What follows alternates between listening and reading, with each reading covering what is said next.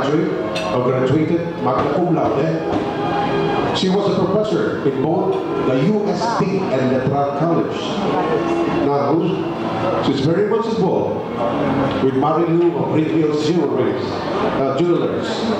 and fine jewelry manufacturing firm. And Marilu Jewelry, a distributing company with several showrooms. She is the president of the Oro E Diamante Trading Corporation, doing business under the name of the style of Sicoso Jewelry.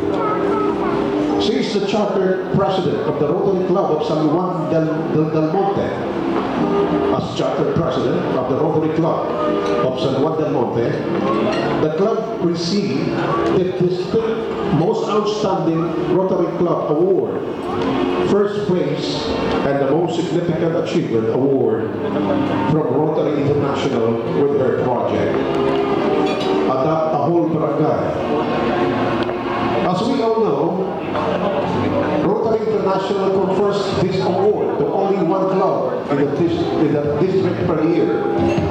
She is a firm believer and a strong supporter of the Rotary Foundation. She is a Rotary Foundation Major Donor, Level 3. She is married to PBG Tony Koa, who served as district governor in Rotary year 1998 to 1999. They had 3 children. The eldest is Oliver. The second is attorney Cheryl, and the youngest is Raymond. Both Oliver and Cheryl are graduates of Geological Institute of America in New York City. Our district governor Marilu is a model wife, a loving parent, a successful business person, a woman with a Midas touch, a friend of all, and time-tested Rotary leader. Sasandali lang yung dalawa, sir. Nasabi ko na ang lahat, pero this woman is a woman of compassion.